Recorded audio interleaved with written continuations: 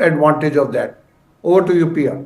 Indeed, and I'd like to in fact address another aspect of the bilateral relationship as well.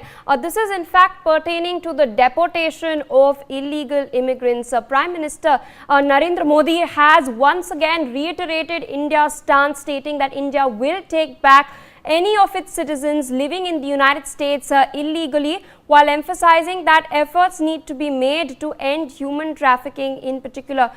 PM Modi has in fact stated that it applies to the entire world, that anyone who enters a country illegally has no right to live there. His statement, of course, comes merely a week after 104 Indians were deported to India on board a military aircraft. He has also said that India and the United States of America should in fact make joint efforts in order to end the ecosystem of human trafficking. I'd like to in fact rope in Mr. Surinder Singh Lali, international affairs expert, who's been waiting rather patiently with us.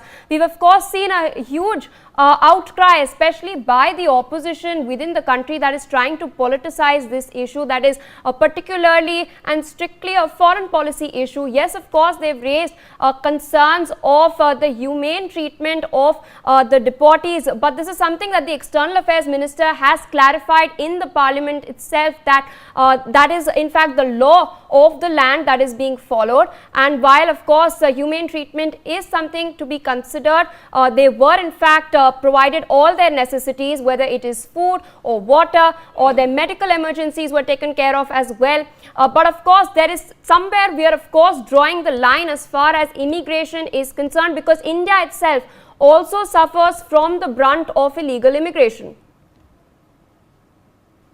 Show me the money. Priya, it's such an honor and pleasure for me to be here among such a distinguished panel. Show me the money.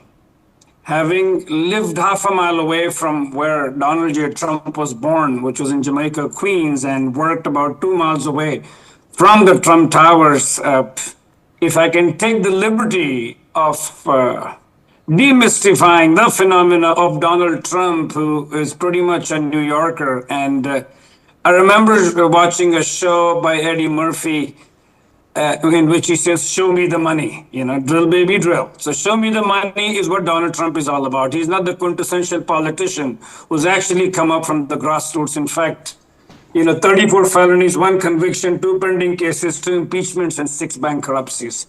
So the man is a showman. He had a show called The Apprentice back in 2004, where he was known for one particular dialogue, and quote opens, "You are fired," quote close. So, I mean, in Trump, 1.0, he probably fired more people on the phone than he actually hired. But this time there is method to the madness, and he understands that this is his last election, and before he goes lame duck, after the midterms, I don't know. But having said that, there is method to the madness.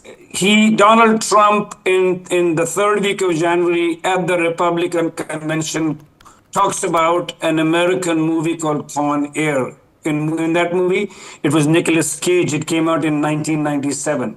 And the movie is about how convicts from one part of America are transported to the other part of America, very, very similar to them being shackled and, in a military plane, or maybe that was a cargo plane.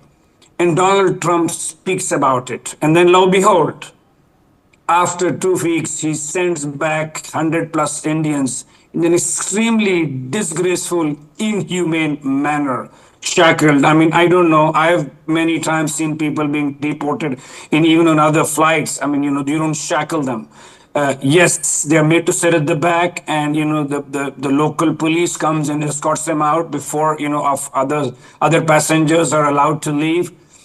But he talked about that movie, and then he did exactly that. So he is still in election mode. He is still catering to his constituencies in a hurry to tell his fellow Americans that, look, I said it and I am doing it. If you don't, look at the number of executive orders he's been signing by tons every day. So he's a showman. And for him, everything is extremely transactional. I'm so fortunate that at least our Prime Minister rose from the grassroots, and our foreign minister is a career diplomat. And To deal with the likes of Donald Trump, it requires a lot of tact, and congratulate each one of us sitting on this panel and all Indians that if there is a best team right now to deal with the phenomena of the mercurial Donald Trump, then it has to be our Honorable Prime Minister and our Foreign Minister, S.J. Shankar. Now, this all has been a strategy. I mean, as much as, the Biden administration in the end, and if I was to quote, Donald Trump, it was the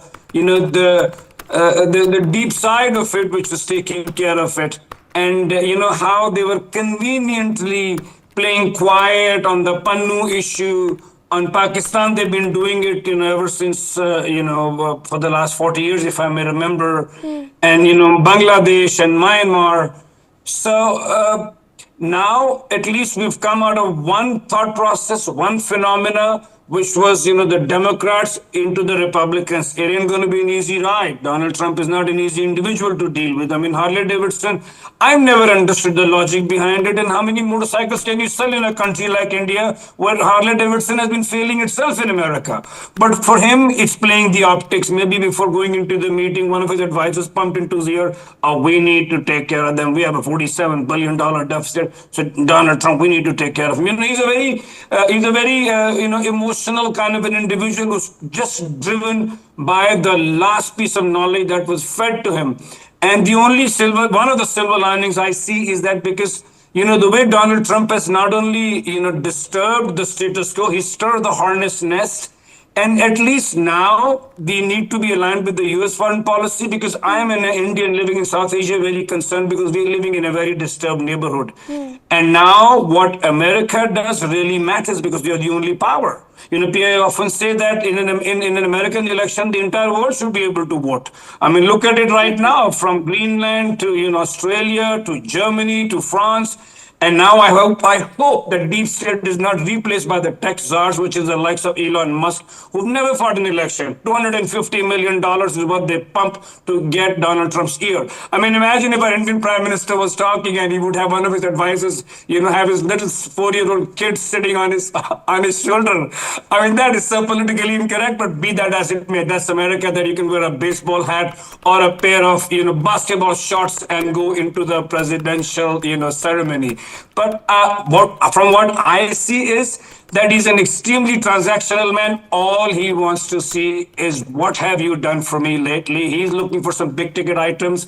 He wants us to give him a lot of defense orders and maybe buy oil, because he knows that this is probably his last election and this is the best way he can unload and probably, maybe I'm exceeding my brief in saying that maybe he can probably nominate himself for a Nobel Prize for whatever he's trying to do in Gaza, or he's trying to finish the war, which he said he would finish in a week, but that ain't happening either.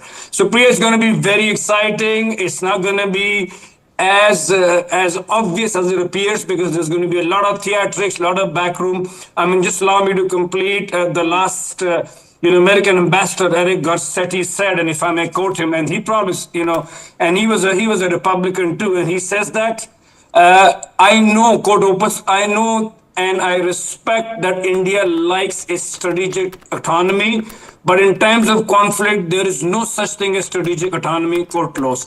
So this is what is going to be. Americans for the longest time have been in the business of allies, where, the Germany, the France, the England. I mean, sometimes I wonder, why does England have a foreign policy? They simply toe the American line. So they've always had people, especially after the USSR collapse, they've had people simply toe the line. In fact, after the Second World War. And they've been for the longest time wanting us to be an ally, which we are not trying to do by buying oil from Russia and all that, what happened. So now it's going to be a challenge for us also, because we'll also have to loosen up to Donald J. Trump, and the way we did in the last budget, because this gentleman only thinks, from the top of his head. He doesn't apply the mind. And all he wants to do is he wants to get out of the meeting saying, I won. I did it. I'm the best thing that ever happened to the world as the 47th president of the United States of America. Thank you, Pia. Indeed, sir. I'd like to, in fact, and you've spoken about